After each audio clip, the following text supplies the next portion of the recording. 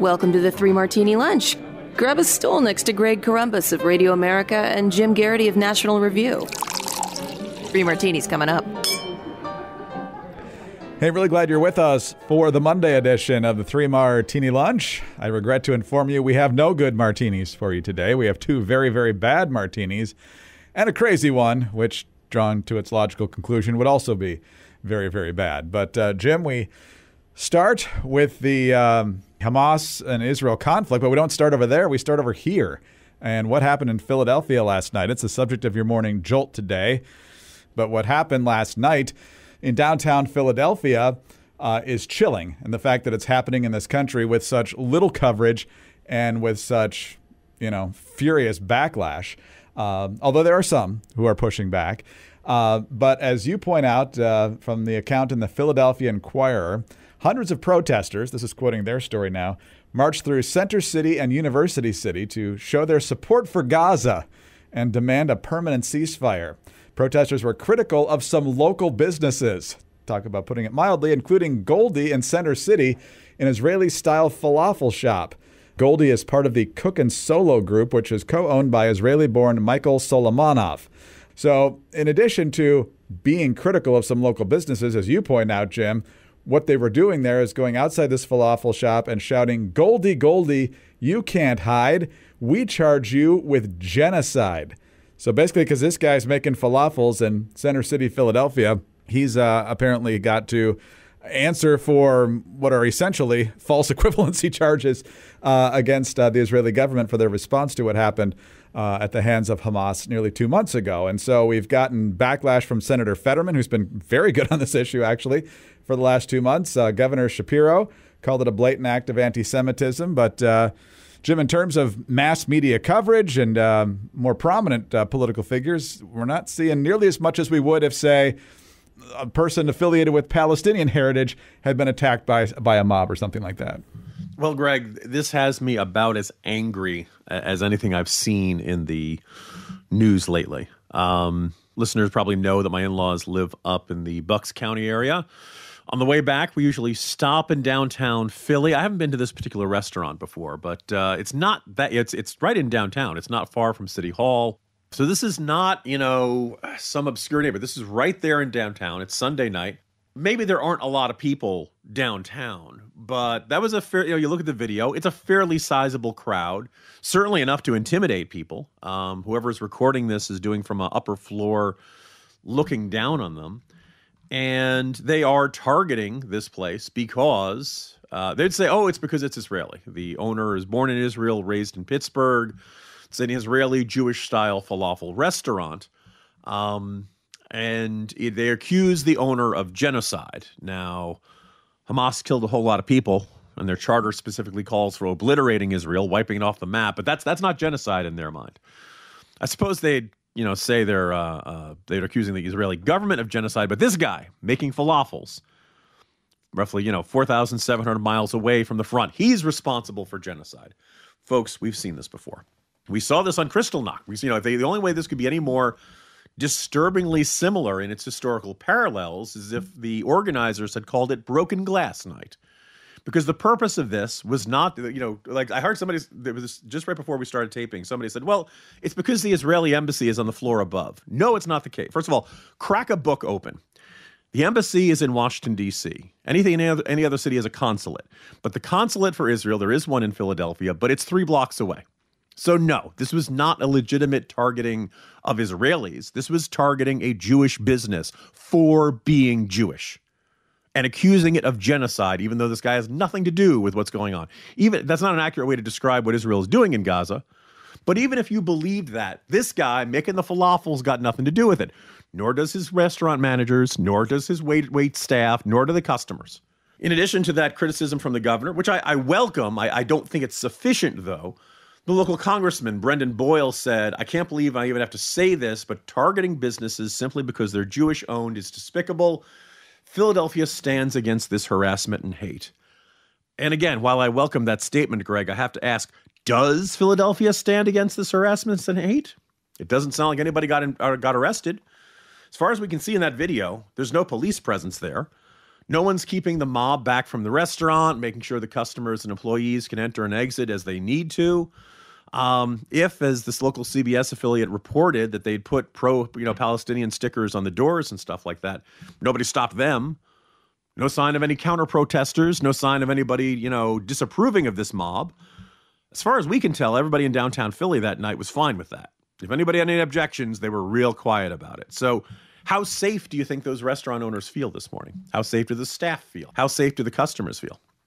The other thing that just has me seething about this is that, Greg, we get told very, very often that President Biden and First Lady Jill Biden are effectively like honorary Philadelphians.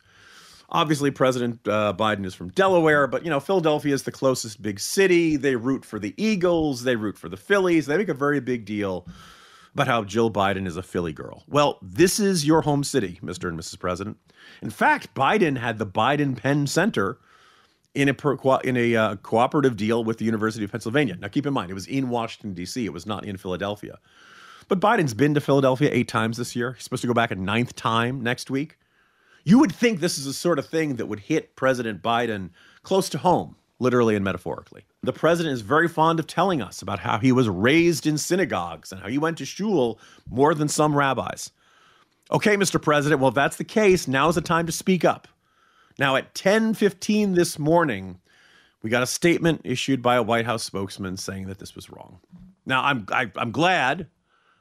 Better that than not saying anything, but that's really quiet and less than I feel like this calls. We've got angry mobs targeting Jewish businesses.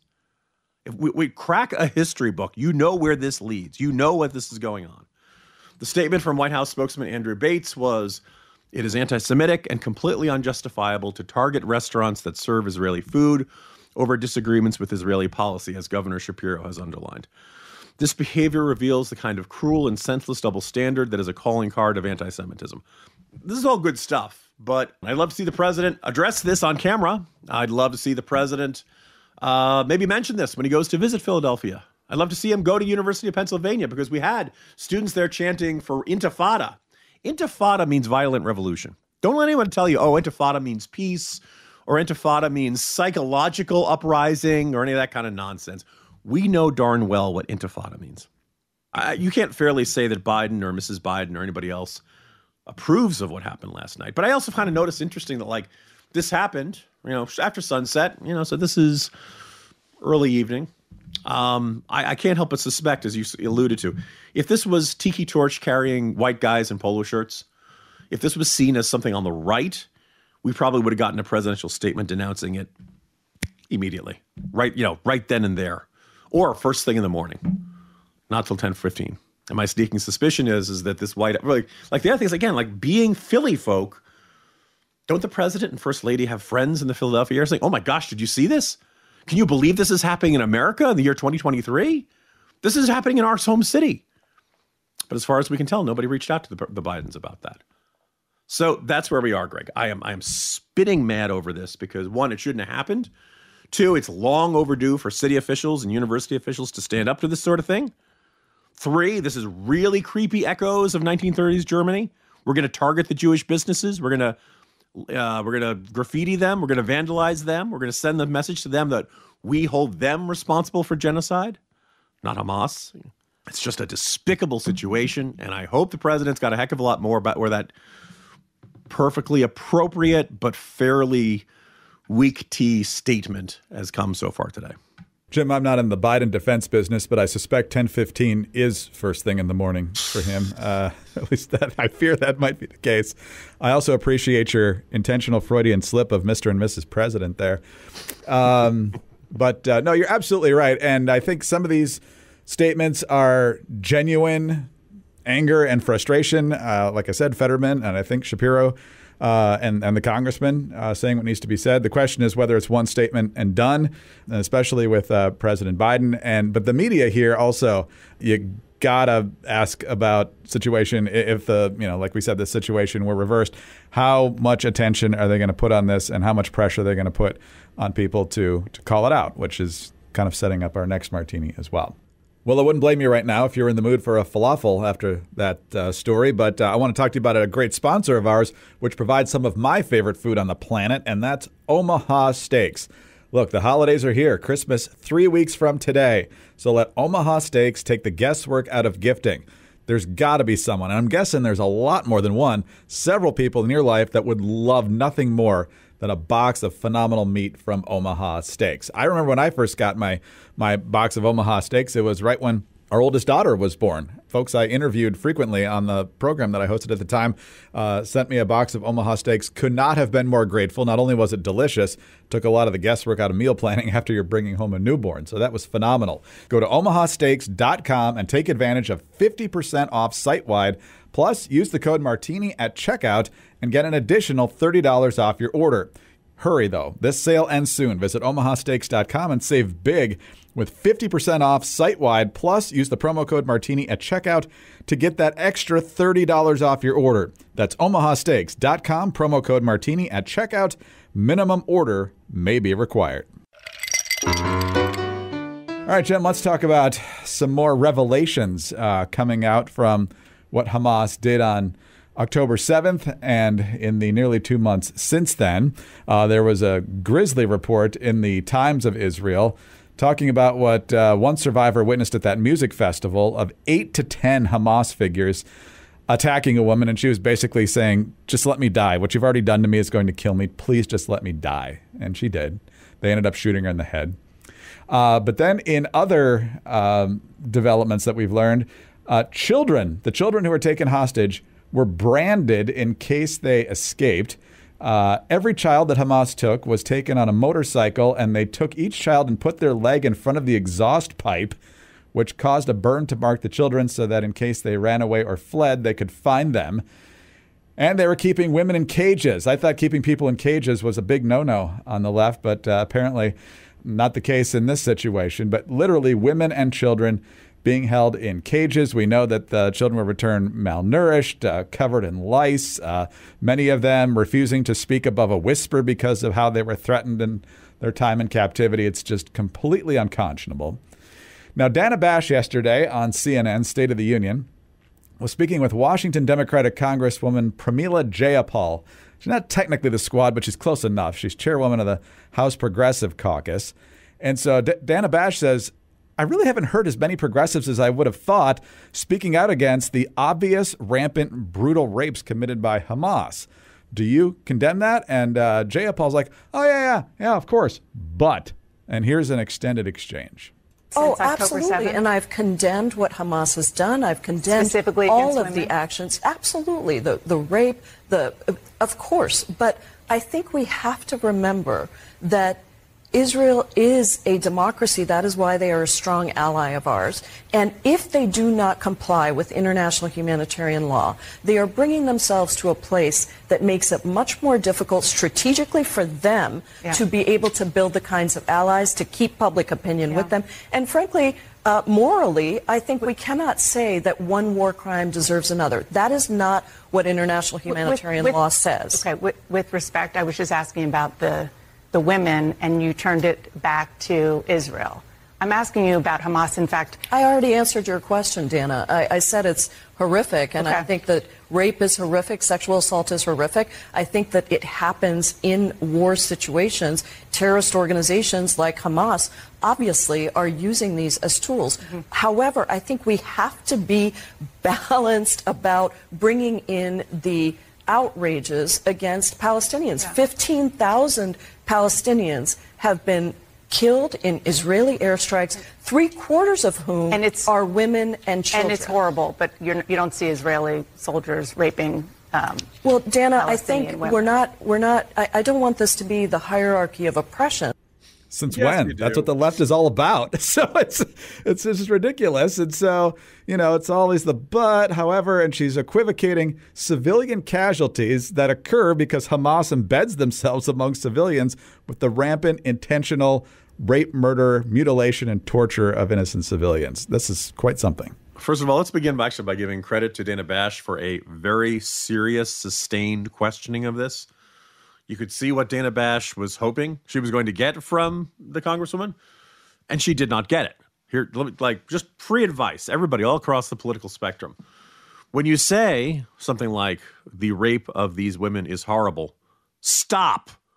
There is no need for a but or but actually. Let me add, no, you don't have to point out some counter evidence or context that makes it different and justified from other rapes or something like that.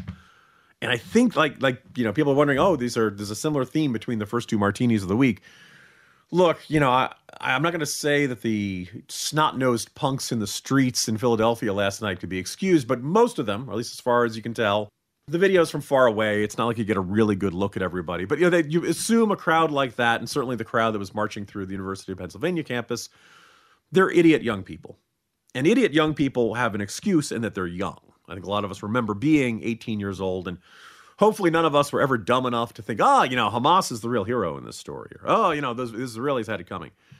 But being young and stupid and having naive or idealistic or even nonsensical political beliefs, not the most shocking thing in the world.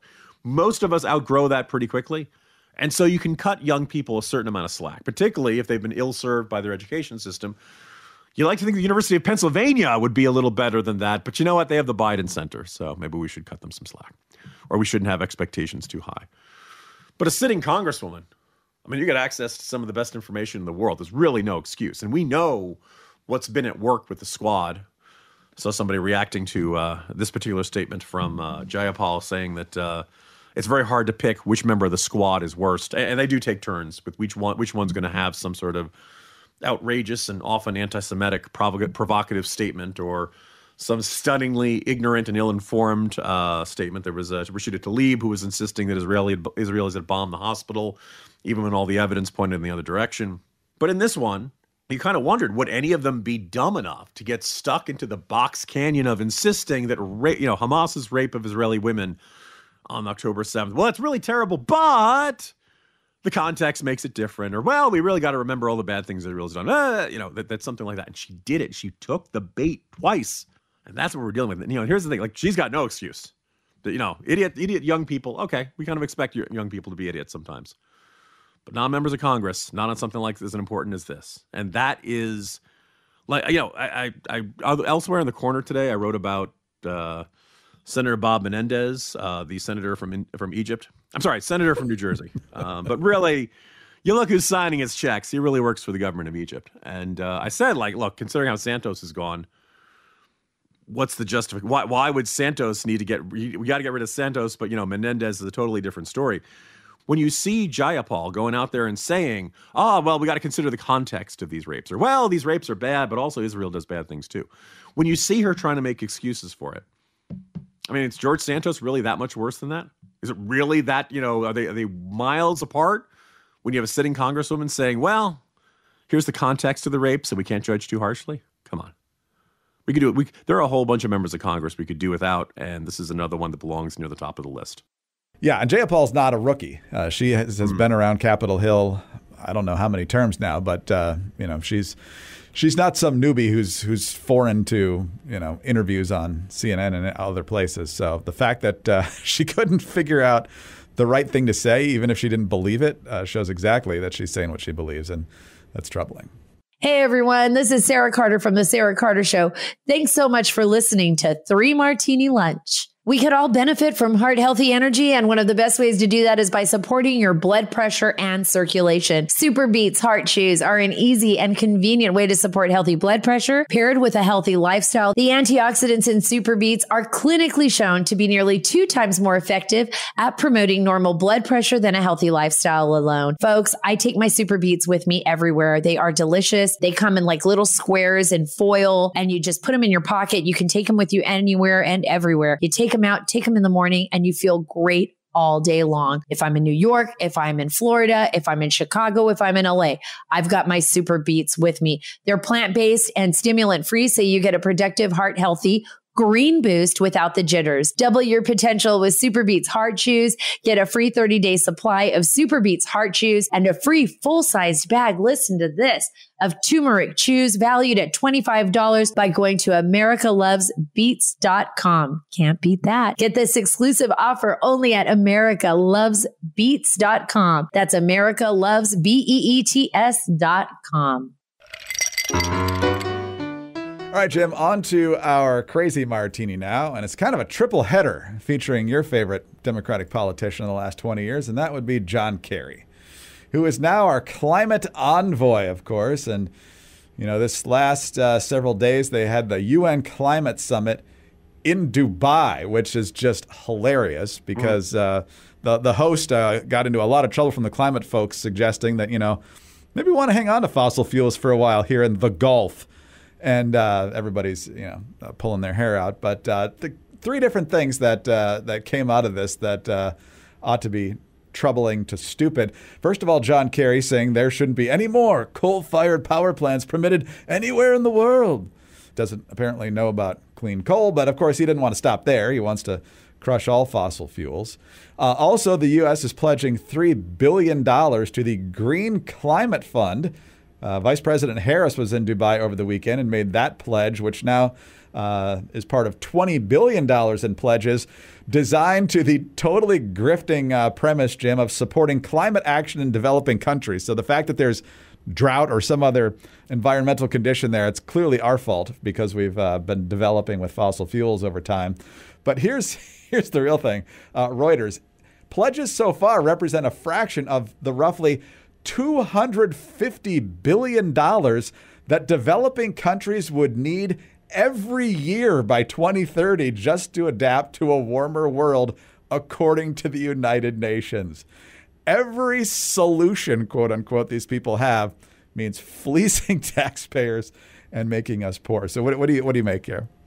Every now and then I try to put myself into the mindset of someone who either attends these conferences or covers them and who sees them as a really big deal. And, you know, because almost every major publication treats them as if this is, you know, a really important thing. And, oh, my goodness, here's what's on the agenda. And, you know, oh, they reached an agreement on this, but, oh, they didn't reach an agreement on that. And they treat it as if it's the, you know, like a global Super Bowl. Like they really treat it like this is a huge life and death thing. And to the average American, it's a complete non-entity. You can ignore almost every one of these conferences, or you can kind of chuckle about the hypocrisy. I noticed that Andrew Friedman, who's the senior climate reporter at Axios, had a tweet this past weekend saying, to all those complaining about world leaders flying to attend a meeting on climate change, you're not saying anything original. Fact is, you can't do a Zoom call with 190 countries, and face-to-face talks move the needle the most. Well, first of all, does it move the needle the most? Isn't the whole story that they have these conferences and they don't reach any agreement? You know, the issue on climate change and reducing emissions is the same issue it's been for the past generation. The West, which can afford some cleaner technologies, is like, oh, we should do this. And countries like India and China are like, you guys got to use this type of technology for a really long time. Burning coal, it's a big part of who we are. It's a big part of our energy production. We'll put some money into that new stuff, but no, we're not turning over on this stuff anytime soon. And oh, by the way, the United States actually has reduced its carbon emissions quite a bit over the past decade or two. China has not, and you got to get China to agree to reduce any of this. And surprise, surprise, China's willing to make lots of promises, but they're not actually willing to do anything that will reduce it. And that's the problem. Lack of Chinese cooperation. Hey, those of us who covered COVID can find a similar pattern here. Oh, China is willing to make promises but doesn't tell the truth? That's completely unheard of. But as Stephen Miller observed, you know, Andrew Friedman of Axios surveyed the entire landscape of world leaders flying on private jets to go to a global meeting on reducing carbon emissions. Private jets, of course, being about single most carbon-intensive activity you can do. And he decided the whole problem here are the people who notice the hypocrisy. That's what Andrew Friedman got really, up in arms about. Those people complaining about the private jets. Most of us are never going to fly in private jets. Most of us are never going to have that opportunity. But a whole bunch of people like John Kerry who travel only on private jets, and he's defended it many times. He says, I can't fly commercial. I can't go into airports. He says he's swarmed by people who want his autographs, I'm sure. But anyway, that's where we are with all of it. At some point, I have wondered whether I should get him to sign something just because he's been so good for my career going back in 2004. But really, I don't imagine I'd be standing at the back of a very long line. Everybody can see the hypocrisy. Everybody can see the sense of entitlement. Everybody can see the effective, rules. Well, but to save the planet, you, ordinary Joe, you got to give up your SUV. You got to give up your Big Mac. You got to give up your home heating system. You got to give up your gas stove. You got to give up your home appliances, all that kind of stuff. You got to go eat bugs because that's important for you to save life. But I, the world leader, I get to keep living my life however I want. Every major world leader travels in a Secret Service style beast type SUV. Those things are heavy as hell. They're gas guzzlers. You need it because of all the armor plating and all that kind of stuff. So it probably gets, I don't know the exact miles per gallon, but I know it's really, really low. You don't hear Biden or Harris or anybody, or back then Obama or anything. By the way, if it really is as dire as we keep hearing at these climate change prices, why does Obama keep buying waterfront property? My big takeaway from the Andrew Friedman tweet is at the end, he says, face-to-face talks move the needle the most. If it's John Kerry's agenda, I don't want the needle moved. It's only going to go in a very negative direction. And so, Jim, I think pointing out the hypocrisy is most warranted. And we should point out that you also do your fair share of complaining about jets, but just different ones. No, I was complaining about the congressman from Pennsylvania earlier in this podcast. And look, if somebody thinks I'm really taking this personally and I'm really, really just, spitting hot fire and I just can't do it, look, I've just had my share of disappointing boils. It's a long setup to get there, but it's like four listeners are laughing their butts off right now. Jim, good to be with you. Hope the voice continues to improve, and we'll be back at it again tomorrow. Greg, I'll see you tomorrow. Jim Garrity, National Review. I'm Greg Corombos of Radio America. Thanks so much for being with us again today. Be sure to subscribe to the podcast if you don't already, and tell some friends about us as well. Also, thanks for your 5-star ratings and your kind reviews. Please keep those coming. Get us on your home devices. All you have to say is play 3 Martini Lunch podcast. Follow us both on X. He's at Jim Garrity. I'm at Dateline_DC. Have a terrific Monday and join us again on Tuesday for the next 3 Martini Lunch.